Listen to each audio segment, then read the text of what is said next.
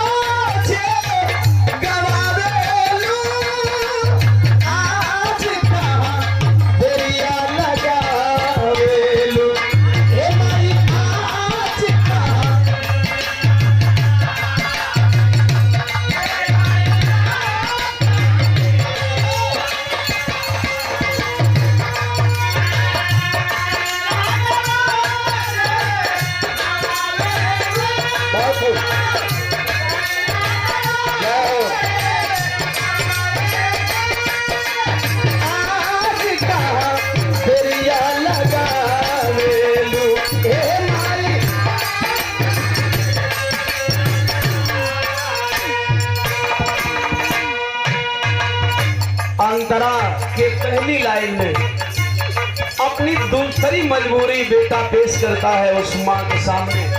माँ मेरी दूसरी मजबूरी है। कौन सी मजबूरी है?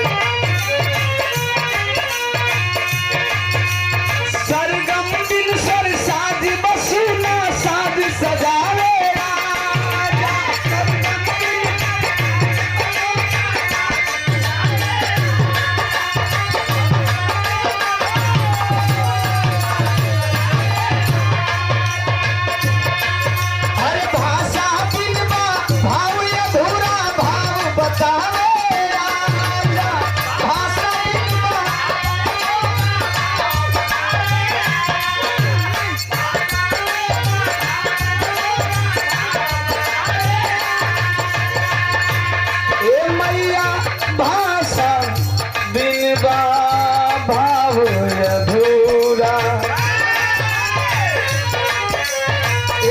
बचपना का बात याद बा और बात रोज रोज बोले सिखा दो।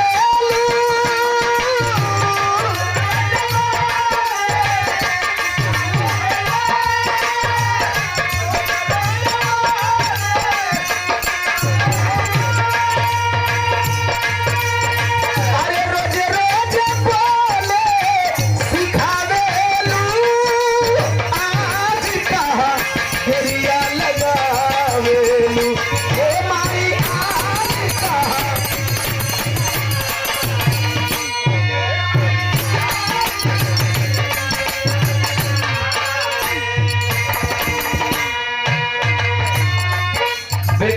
बात है माई, गावे के सिखावल भी तुम्हार बेटा के प्रति कर्तव्य बनता और बोले के सिखावल भी।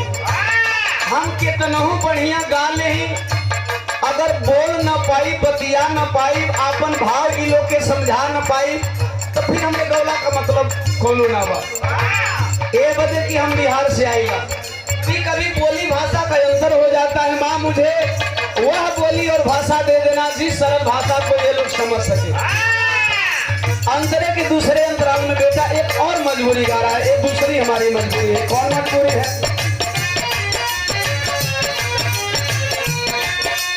जनरूपी सागर में जननी दास की नैया बोले, जनरूपी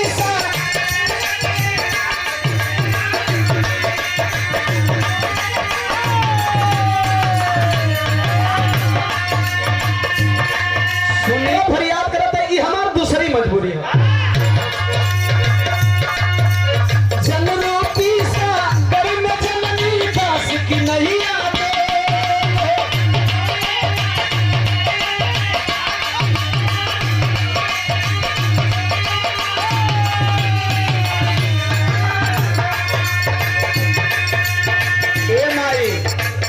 ऐसे कई लोग बड़ी प्यार उलार रहलन। यही उम्र में ये नाचीज के लोग इतना प्यार दुलार रहलन कि महुआ चैनल से लेके टीवी VCD से लेके मोबाइल में पाकिट में लेके घुमला से लेके और टिकटॉक बीगो लाइकी पर इतना लोग दुलार देलन कि एक बार गाना रिकॉर्ड बना देलन। ए माई इन लोगन का प्यार तब तक मिलेला जब तक कि बेटवा इन लोग का मन लायक आवेला। अगर आज ना गाए, अगर आज ई लोग का मन लायक न करब तो ए भाई ई लोग का करी है जो रोज प्यार दुलार देलन। आज अगर ना गाई तुम्हारी सब ही लागी बोले, आज अगर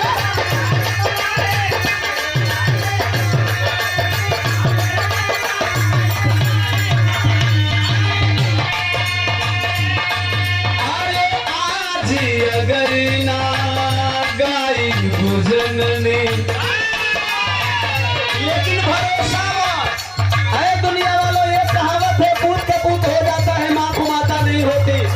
एक भरोसा है माँ, जब जब मेरी नैया डगमगाई है तूने उबारा है। कौना तरह का भरोसा है? रोज रोज नदिया बचावे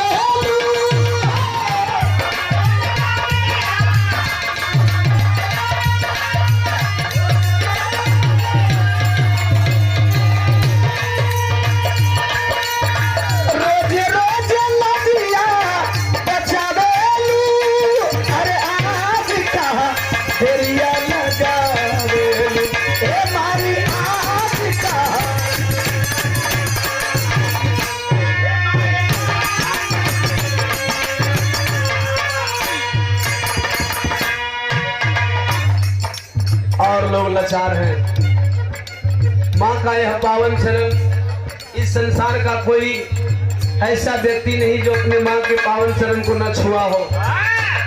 कुछ बच्चे होते हैं जो बड़ी भागा होते हैं, फिर भी वह जन्म माँ के तन से ही पाते हैं। हालांकि हमारे भारतवर्ष में कुछ जन्म मुंह नाक कान से भी हो जाला, हालांकि उसे मैं नहीं मानता।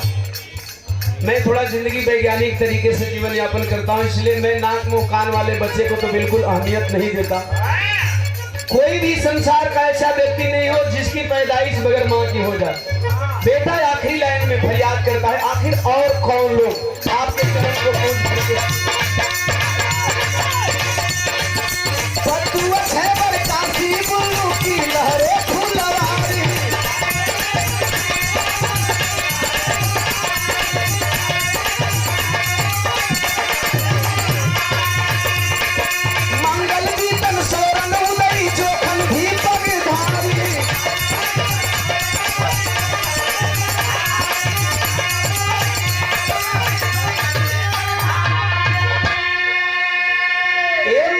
मंगल जीतन सौरंग उदय।